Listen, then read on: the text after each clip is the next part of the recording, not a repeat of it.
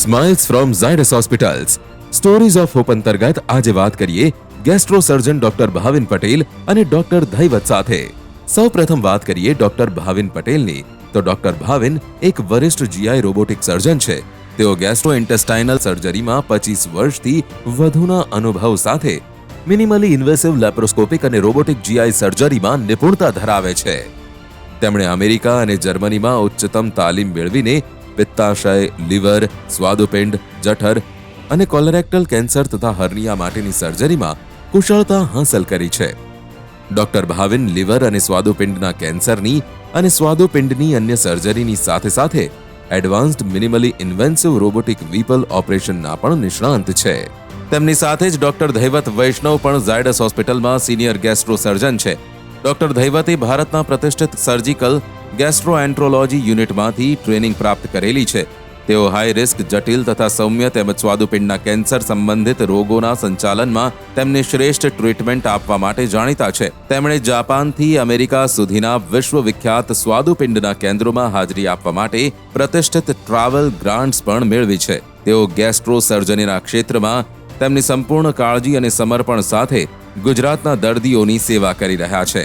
Doctor ભાવિનનું counselling અને doctor ધૈવતનો ઉત્સાહી અભિગમ દર્દીઓને હૂંફ સાથે સચોટ માર્ગદર્શન આપવામાં મુખ્ય ભૂમિકા ભજવે છે. તેઓ બંને એક ટીમ તરીકે એકબીજાના પૂરક બનીને કામ કરે છે. તેમનામાં એકબીજા સાથે વિચાર વિમર્શ કરી દર્દી માટે ઉત્તમ ટ્રીટમેન્ટ આપવાનો અનોખો સમન્વય જોવા મળે છે. આ બંને ડોક્ટર્સની ટીમ માત્ર ગુજરાતમાં જ નહીં પરંતુ સમગ્ર દેશમાં અત્યંત જટિલ સર્જરીઓ માટે વિશ્વાસપાત્ર નામ છે. તેમનું ધ્યેય ઝાયડસ હોસ્પિટલને ભારતના પશ્ચિમ ભાગમાં એકેડેમિક સેન્ટર ઓફ એક્સલન્સ બનાવવાનો છે. પેટના કેન્સર સંબંધિત રોગોમાં પાવરધા અને બહોળો અનુભવ ધરાવતા આ બંને પ્રતિભાશાળી ડોક્ટર્સની તબીબી સફર અને તેમના પ્રેરણાત્મક અનુભવને સાંભળીએ.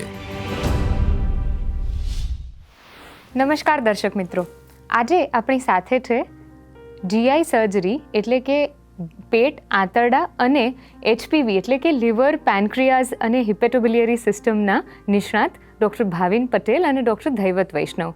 આપણે સ્વાગત કરીએ જીઆઈ સર્જરીના મેસ્ટ્રોઝ. ડૉક્ટર ભાવિન નમસ્કાર, સ્વાગત છે આપનું. ડૉક્ટર ધૈવત નમસ્કાર. નમસ્કાર. Welcome to our studio.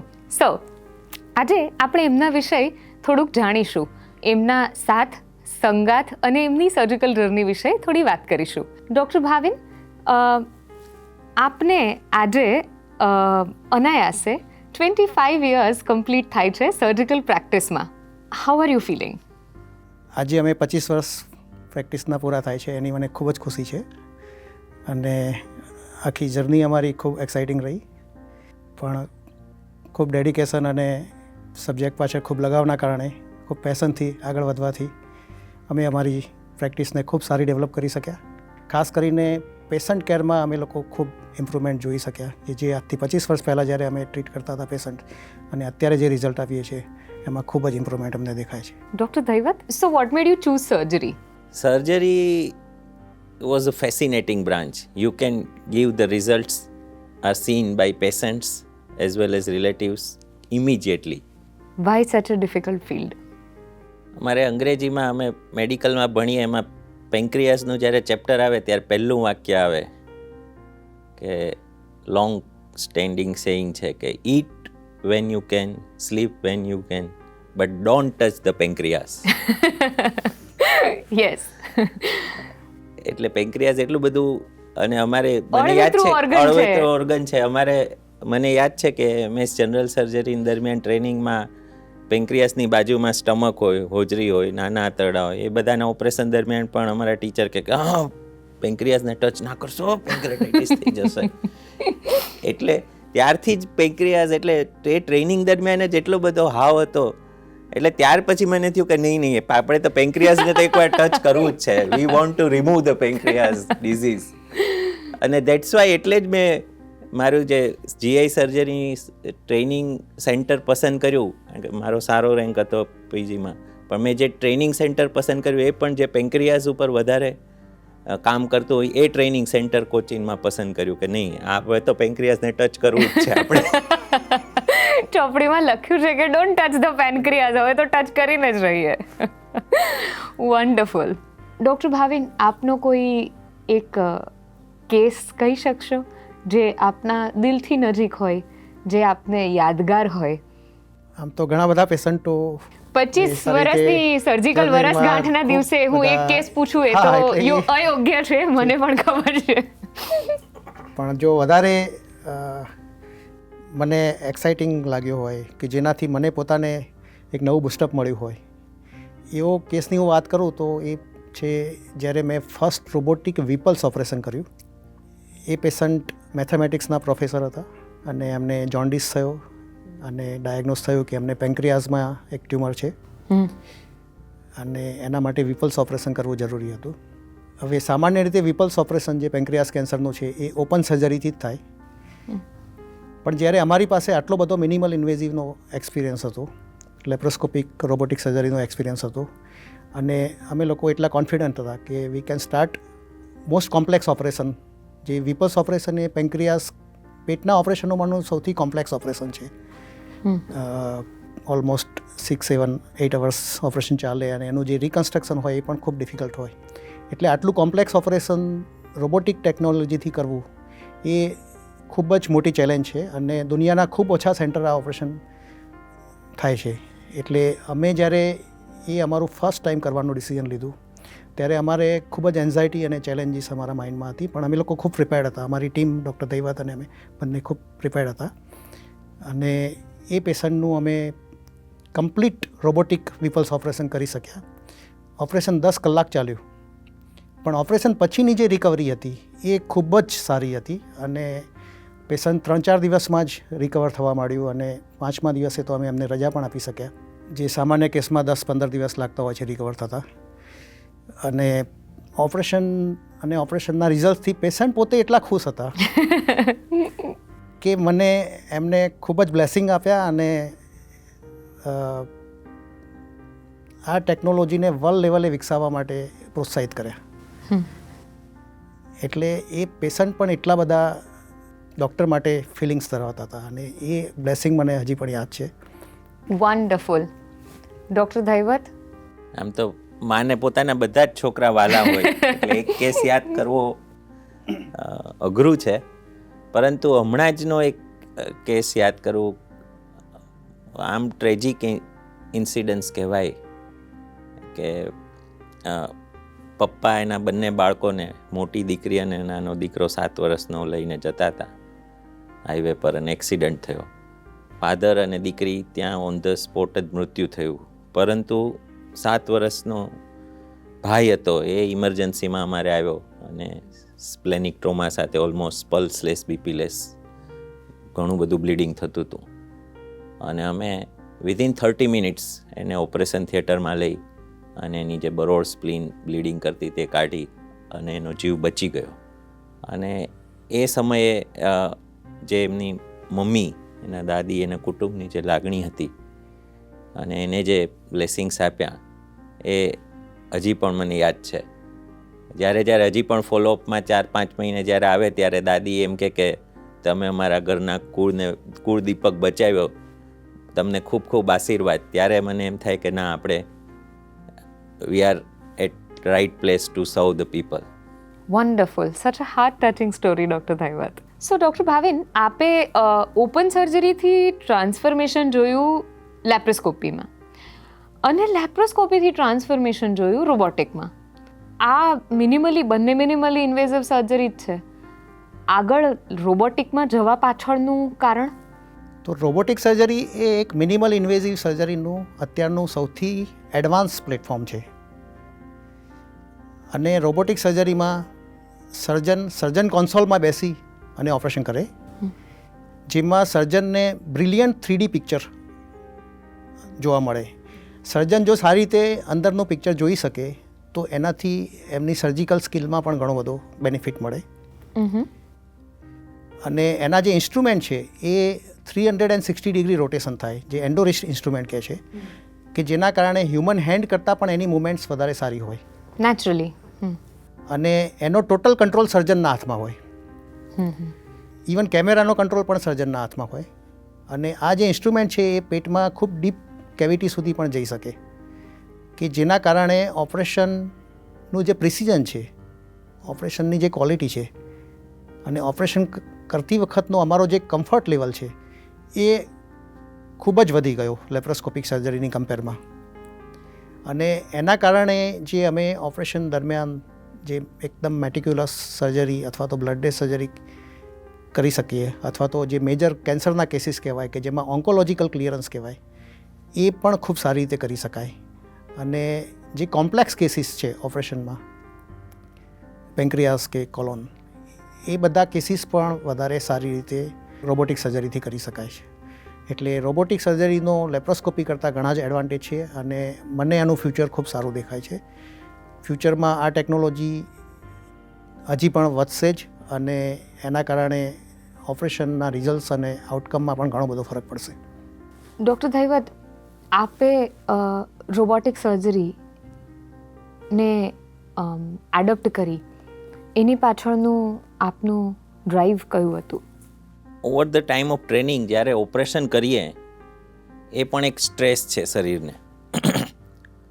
અને જ્યારે ઓપન ચીરો મારીને સર્જરી કરીએ ત્યારે જે શરીર ઉપર પડતો સ્ટ્રેસ, કારણ કે ઓલરેડી ઓપરેશન રોગનો તો સ્ટ્રેસ હોય જ પેશન્ટને, દર્દીને, સાથે સાથે જે પેટ ઉપર ચીરો પડે એનો પણ સ્ટ્રેસ આવે.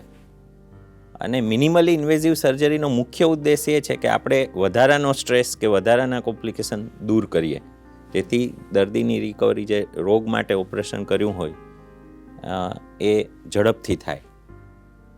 એમાં એક લેપ્રોસ્કોપી આવે, પણ એમાં સાહેબે જે રીતે વાત કરી કે અમુક ઇન્સ્ટ્રુમેન્ટ્સની અને વિઝનની એ બંનેની લિમિટેશન્સ છે, છતાં એનો વિકાસ ઘણો બધો થયો.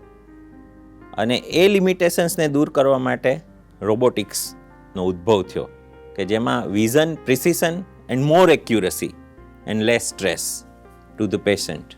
એટલે એ ટેકનોલોજી જો લેસ સ્ટ્રેસ આપતી હોય તો આપણે ડેફિનેટલી, જો પેશન્ટ કેર વધારવી હોય તો આપણે ન્યુઅર ટેકનોલોજીને આપણે એડપ્ટ કરવી જ પડે. અને એ જ મારો મુખ્ય ઉદ્દેશ હતો કે આપણે જો રોબોટિક્સને પણ એડપ્ટ ઝડપથી કરીએ તો આપણે પેશન્ટને વધુ સારી કેર આપી શકીએ. ડૉક્ટર ભાવિન, આપના લાઈફમાં આઈ થિંક આ બંને માટે લાગુ પડે છે કે બે લાઈફ પાર્ટનર્સ છે. આઈ થિંક એક લાઈફ પાર્ટનર છે જે ઘરે છે અને બીજા લાઈફ પાર્ટનર છે જે હોસ્પિટલમાં છે. તો આ સર્જિકલ ડાયનેમિક ડુઓની પાર્ટનરશિપની પાછળની શું સ્ટોરી છે? How did you meet doctor Dhaivat? Actually હું બંને પાસામાં લખી છું અને બંને પાર્ટનર મને ખૂબ સારા મળ્યા છે અને મેં ચૂઝ પણ એટલી સારી રીતે કારણ કે એનું ઇમ્પોર્ટન્સ ખૂબ વધારે છે. ચૂઝિંગ આ પાર્ટનર એ સૌથી ઇમ્પોર્ટન્ટ ડિસિઝન છે. શરૂઆતના વર્ષોમાં અમદાવાદમાં જ્યારે સોલો પ્રેક્ટિસ કરી ત્યારે મનમાં તો એવું હતું જ, કારણ કે જ્યાં જ્યાં અમે આગળ વાત કરીએ એવી રીતે ભારતમાં ભારત બાર ટ્રેનિંગ લીધી, એ બધા જ એક સારા ડિપાર્ટમેન્ટ હતા અને એક ટીમ તરીકે કામ કરતા હતા. એક વેરી ફેમસ ઓલું છે કે મેન કેન વિન મેચિસ પણ ટીમ વિન્સ ચેમ્પિયનશિપ્સ. એટલે મનમાં તો એવું હતું કે કોઈક સારું ડિપાર્ટમેન્ટ જો જોઈન કરવા મળે અને સારા કલીગ ભાવિનભાઈ જેવા મળે તો આપણે એક ડિપાર્ટમેન્ટ ગુજરાતમાં એક સારી ગેસ્ટ્રોએન્ટ્રોલોજી, સર્જિકલ ગેસ્ટ્રોએન્ટ્રોલોજીની કેર આપણે એક લેવલે આપી શકીએ કોમ્પ્લેક્સ કેસીસ માટે રાધર. અને એના માટે ઝાયડસ એટલે રાઈટ પ્લેટફોર્મ હતું. અને ભાવિનભાઈ જેવા કલીગ સદનસીબે, મારું પણ નસીબ સારું કે સિનિયર હોવા છતાં પણ વેરી એન્કરેજિંગ અને ઓલવેઝ બૂસ્ટઅપ કરવાવાળા કલીગ મળ્યા કે જેથી અમે બંને સાથે કામ કરીને વધારે કોમ્પ્લેક્સ કે કંઈ સારી રીતે પેશન્ટ કેર આપી શકીએ છીએ. So a question to both of you. Doctor Bhavin, આપ જીઆઈ સર્જન છો, આપના આટલા બધા વિશાળ સ્પેક્ટ્રમમાં જે આપના દર્દીઓ રહ્યા છે એમના, અને આપણા દર્શક મિત્રો માં જે લોકોને આ પ્રકારના રોગ થતા હોય એમના માટેનો આપનો એક મેસેજ આપ જણાવી શકશો? જો ડાયજેસ્ટિવ ડિસીઝથી બચવું હોય તો સારી લાઈફસ્ટાઈલ ખૂબ જરૂરી છે. અને વ્યસનો, ખાસ કરીને આલ્કોહોલ, ટોબેકો, કે જેના વધારે પડતા સેવનથી લીવર અને પેન્ક્રિયાઝના રોગ ખૂબ વધારે થતા હોય છે. એટલે એ કંટ્રોલ હોવો અથવા તો એનાથી દૂર રહેવું એ ખૂબ જ ઇમ્પોર્ટન્ટ મેસેજ છે. જો કોઈ પણ તકલીફ જણાય, જેવી રીતે પેટમાં દુખાવો થવો કે કંઈક એબનોર્મલ ચિહ્નો, જોન્ડિસ કે બ્લીડિંગ થવું સ્ટૂલમાં, તો એના માટે ખૂબ અર્લી ડાયગ્નોસ થવું જરૂરી હોય છે. જે લોકોના લેટ ડાયગ્નોસ થતા હોય છે અથવા તો અંદરનો ડિસીઝ જ્યારે વધી જતો હોય છે ત્યારે એને કંટ્રોલ કરવા ખૂબ ડિફિકલ્ટ થાય અથવા તો એના રિઝલ્ટ્સ પણ બગડે. એટલે અર્લી ડાયગ્નોસિસ થવું એ ખૂબ જરૂરી છે. અને હું એક એડવાઇસ એવી પણ આપીશ કે સારી હોસ્પિટલમાં કે જ્યાં વધારે સારી રીતે કોમ્પ્રિહેન્સિવ કેર અથવા તો ઇન્વેસ્ટિગેશન થતા હોય ત્યાં ટ્રીટમેન્ટ લેવી અથવા તો ત્યાં નિદાન કરાવવું એ પણ ખૂબ જરૂરી હોય છે. રાઈટ. ડૉક્ટર ધૈવત, GI અને HPB સર્જરીના ચિહ્નો અથવા તો એની બીમારી અને તકલીફ જે આપણા પોપ્યુલેશનમાં છે એ લોકો માટે આપનો કોઈ મેસેજ, કોઈ સંદેશ? મારો એક જ સંદેશ છે કે હેલ્ધી લાઈફસ્ટાઈલની સાથે સામાન્ય ચિહ્નોને અવગણો નહીં. મોટાભાગે સૌથી સાદામાં સાદું જો ઉદાહરણ આપું તો બ્લીડિંગ PR, મળદ્વારમાં લોહી ટપકતું હોય.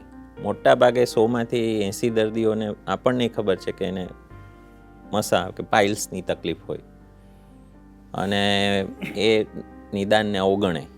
પરંતુ એનું ઇન્વેસ્ટિગેશન જો એકાદ દવાના ડોઝથી અથવા તો નજીકના ઓલાથી જો ન થઈ શકતું હોય તો ચોક્કસ એનું વધારે આગળ ઇન્વેસ્ટિગેશન કરવું જોઈએ. કારણ કે એ 100માંથી 80ને પાઇલ્સ હોય છે, પણ બાકીના 15થી 20% લોકોને બીજા આંતરડાનું કોલાઇટિસ, આંતરડાનું કેન્સર, આંતરડાની બીજી કોઈ ગાંઠ પણ હોઈ શકે.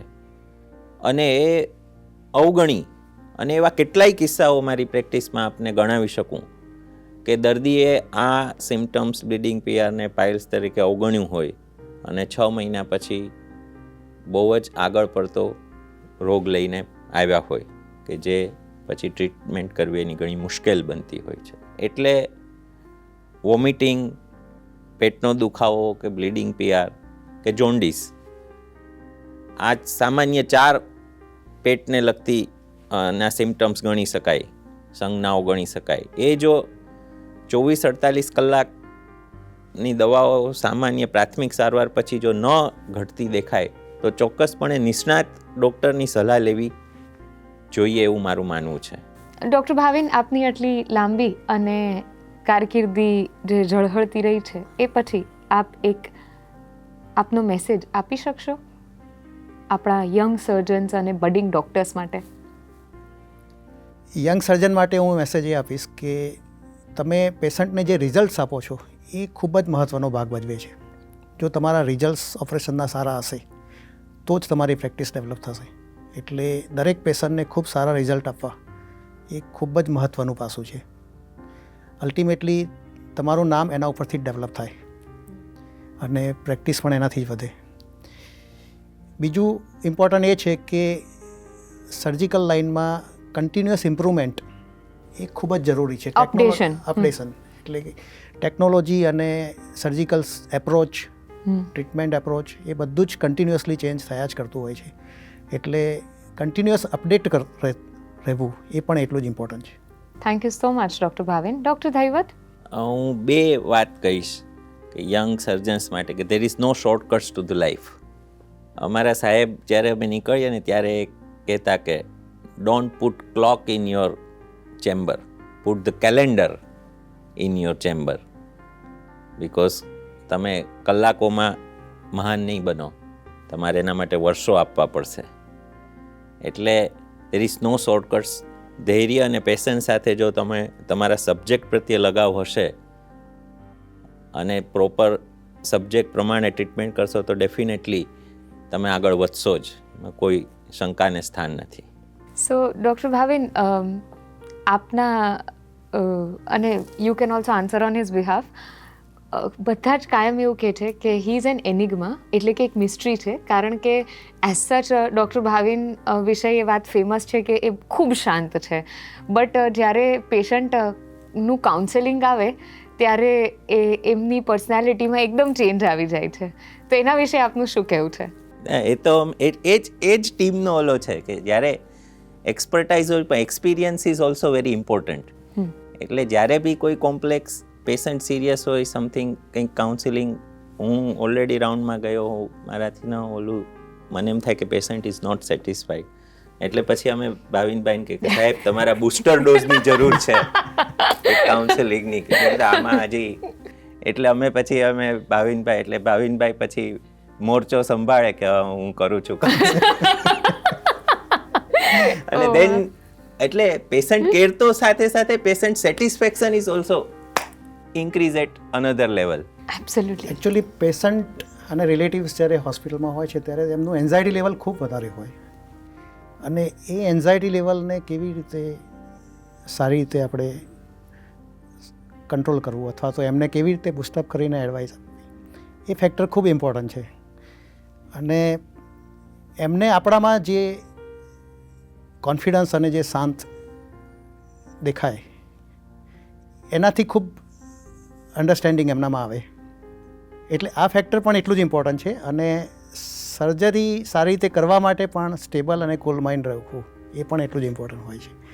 એટલે આ બંને ખૂબ જરૂરી ફેક્ટર છે. ડૉક્ટર ભાવિન, ડૉક્ટર દૈવત, આપ બંને આજે આપનો કિંમતી સમય અમારા દર્શક મિત્રો માટે ફાળવ્યો, એના માટે આપનો ખૂબ આભાર. નમસ્કાર. દર્શક મિત્રો, આજનો એપિસોડ અહીં સુધી જ. ફરી મળીશું આવતા અઠવાડિયે એક નવા વિષય, એક શરીરના નવા ઓર્ગન અને એક નવા નિષ્ણાતની સાથે. ત્યાં સુધી આપ સૌની રજા લઉં છું. નમસ્તે.